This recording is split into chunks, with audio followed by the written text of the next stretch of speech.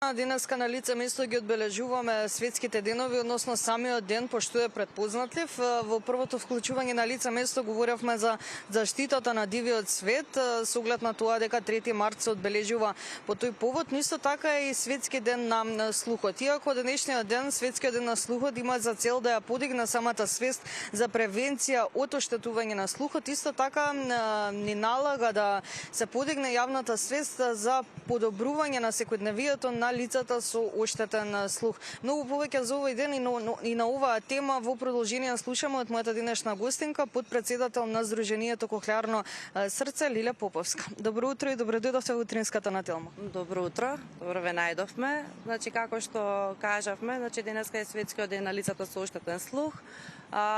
Нели целта и прославувањето на овој ден е со тоа што нели и овие лица и овие луѓе треба да бидат прифатени од целото општество. Значи не треба да ги избегнуваме, толку напротив треба нели да ги прифатиме во целосна смисла, како и сите останати лица кои што се, значи може да им придеме на секој основен начин преку гестакулација, значи да станат дел во целина во општество.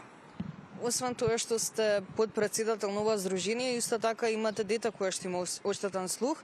Од тука може да ни кажете подетално со оглед на тоа дека пративте порака до општеството дека не треба да се делат тие лица. Како има дискриминација врз нив? Која е таа стигма? Вака се целосна дискриминација, значи дека се малце поотфрлени се заради начинот нели на комуникација и преку тоа што слушаат, но сето тоа нели веќе е мидливо, не е како табу тема која што претходно беше.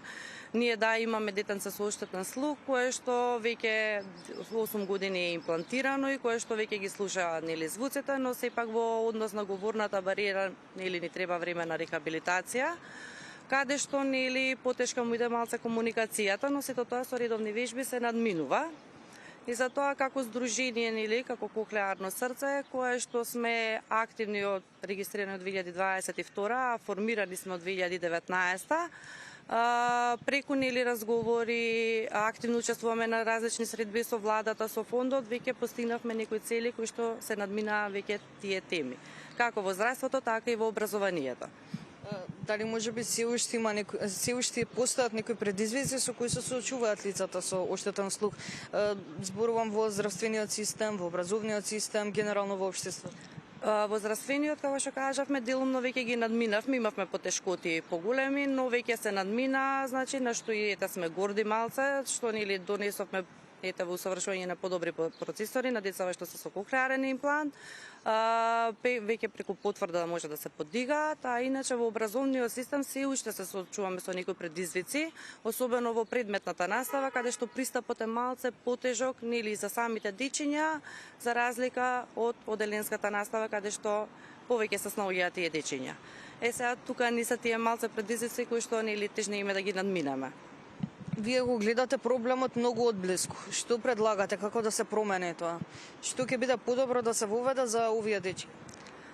Да се прифатат, ако се прифатат од целото општество, ако се пристапи спрема нив како и за секоја личност, дека и тие деца може да разберат, нели преку начинот на говорење, преку гестакулација, значи да не бидат отфрлени, мислам дека ќе се променат многу работи тековно кои што нели следуваат и во однос на пристапноста во образовниот систем, пошто тие дечиња нели комуникацијата малце ми е потешка, значи сите со образовни асистенти, со подршки од на самите наставни кадри, значи имаме шанси за напредок за да можат и тие нели да функционираат во општество.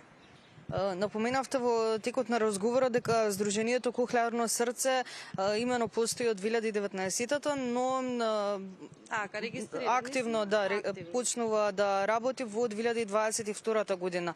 Од тогаш па се до ден денес, какви активности, какви проекти сте спроведувале од самото здружение со цел да се подобри секојдневието на овие лица?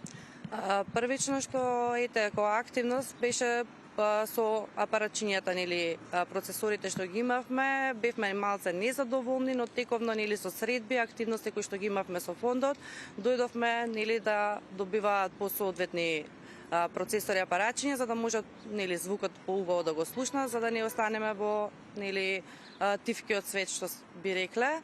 Значи напредок веќе голем имаме во тој дел, се не е во целост, ни треба уште време, но текомно се надеваме и на тие активности кои што нели понатаму. Исто така од голема благодарност и горди што сме, што склучивме и соработка на кој меморандум подпишавме со Сдруженијето